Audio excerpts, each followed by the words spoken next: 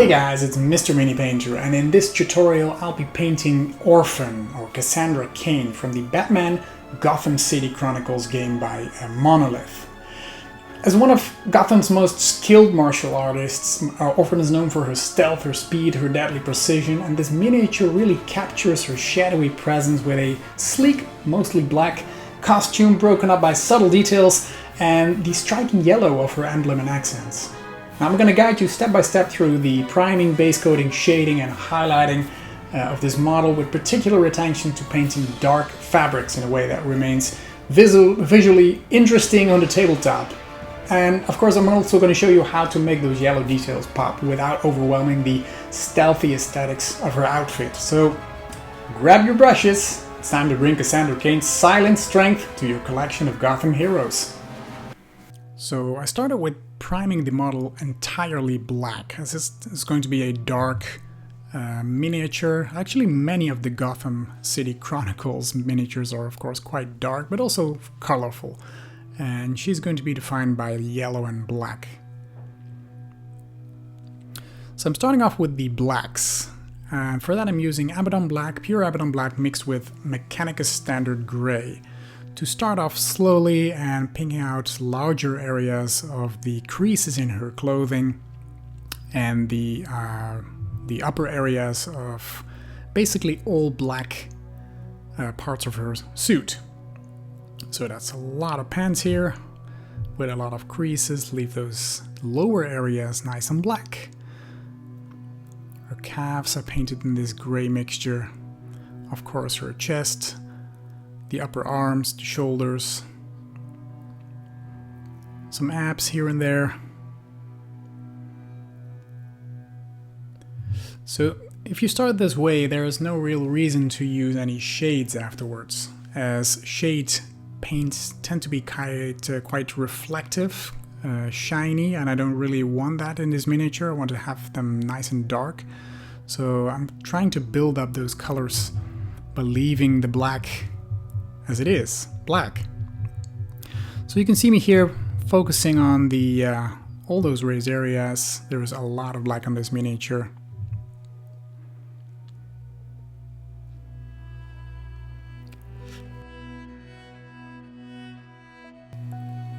Now in the next step I'm taking pure Mechanicus Standard Gray and repeating the process, but decreasing the area that I'm painting. So that way you get a nice transition from black to gray to brighter gray.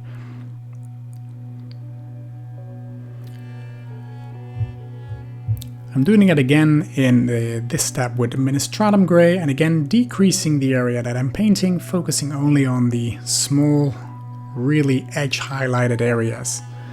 And a nice way to create this transition is by first painting an outline where you want the brightest part to be, then thinning down your paint and pulling your paint from the darkest towards the brightest area. With a thinned down paint you get a nice transition from dark to bright.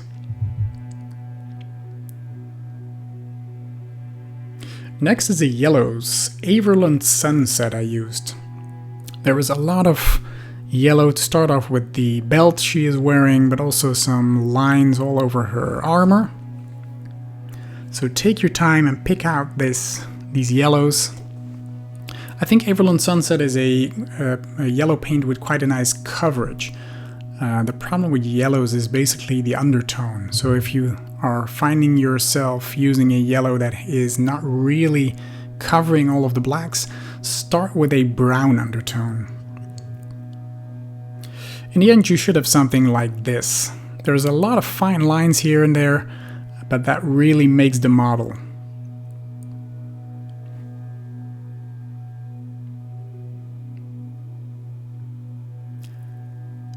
Now we're going to be shading those yellows with the Anden Yellow, which is a Citadel contrast paint and adds some orange and darker areas to the previously painted yellow. This way you keep it nice and fresh. But you can use, for example, some Agrex Earth shade or Reichland Flesh shade if you want. I like these yellows. Next we're going to be highlighting it with Earl Yellow. Just picking out those edges that we want to be reflecting. That way you get a nice different yellows combined into one.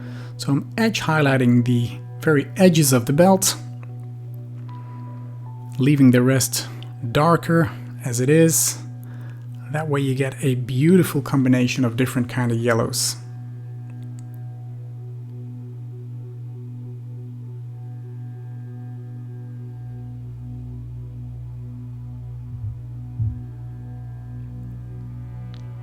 When using just a few colors, it's always a search for what is going to make your miniature really stand out. And it's these tiny details that really do the trick.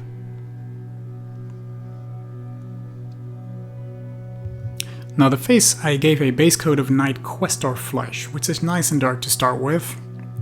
And we're going to try and stay as close to the original box art as possible.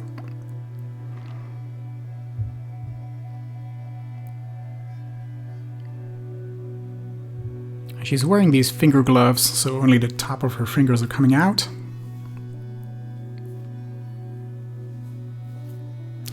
Next I mixed some Baylor Brown into the Night Questor flesh. And that really gives her this skin tone that really resembles the original art. It's going to be, it has some yellows in it, some browns, some flesh tones.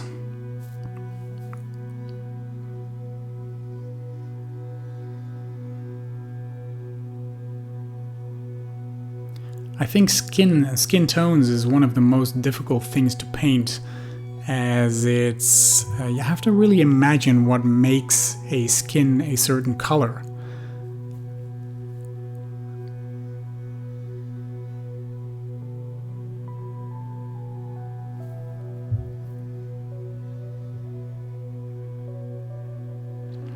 Next I'm adding some palette witch flesh to the previous mix and highlight some of the skin parts, such as the cheekbones, the forehead, the nose, the chin, the upper lip, the fingers, the knuckles.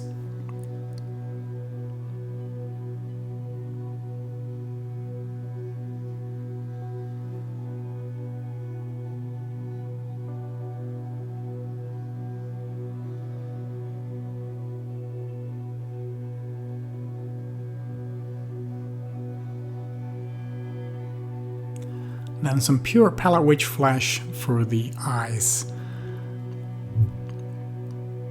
Try and make a tip as fine as possible. Leave some dark around the eyes. It's always a good start to start off with Abaddon black if you can, then go over it with white and paint in a pupil with black again. And other painters, they like to paint in black first and add 2 tiny white dots on either side of the pupil. It's whatever you prefer.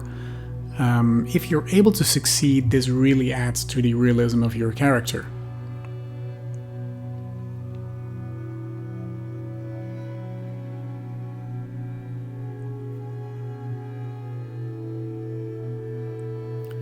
Then her lips I painted with a mixture of Baylor Brown and Galvorbag red to about 50-50% ratio to make those lips a little different than the rest of the skin. Again, that's a tiny detail, but it's very important when painting with so few colors. Then Mechanica Standard Grey mixed with some Abaddon Black I used for the hair. If it wasn't black already before, make sure to do that as a first step. And this will be the first highlight stage, in which we'll pick out some strands of hair, focusing mainly on the top of the head and the edges, the bottom part that's sticking out a little bit, as it would, of course, normally reflect light. And the part that is hanging straight down is reflecting the least light. Well, for this case, it's always important to imagine where your light source is, and for me, it's more or less from above. Like a diagonal from above. It could be a sun, could be a well-lit room or whatever. So make sure to think of that before painting highlights. I then used pure Mechanica Standard Grey as a second highlight, focusing on smaller areas than before. So only the top of her head and the very tips of the end of her hair.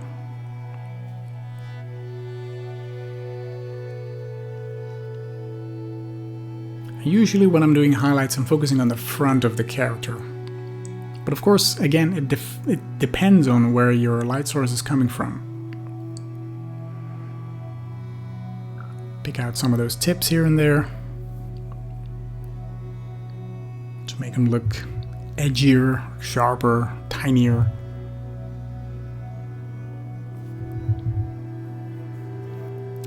And final highlight is Administratum Gray.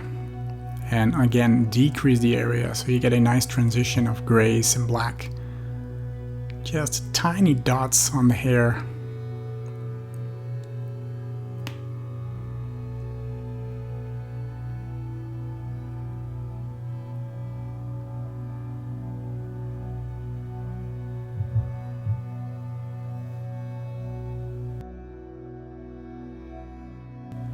Now I decided to use some Mechanica Standard Gray and give her some eyebrows as well.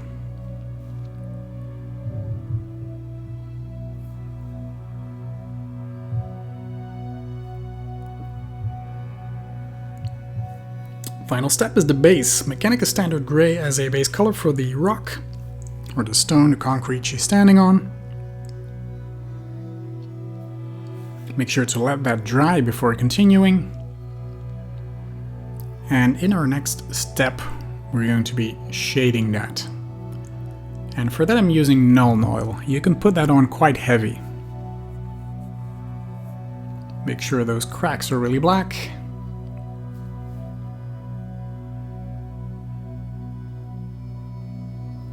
And again, let that dry. And we're going to dry brush some Administratum Gray over that. Hold your dry brush kind of flat like this. Or absolutely straight, because if you use a diagonal pose, then you're kind of filling the cracks again with gray paint, which you do not want. And I use Gray Sear as an extreme highlight. And that's it for Cassandra Cain, Orphan. Even though a few colors were used, I think she looks incredible. I really enjoyed the end result. And I hope you did too, and if this video was of any help to you guys. And if it was, please consider subscribing to the channel, as I'll be making a lot more videos. And please leave a comment below, I'd love to hear from you. For now, thank you so much for watching, and I hope to see you in one of my next videos. Bye bye!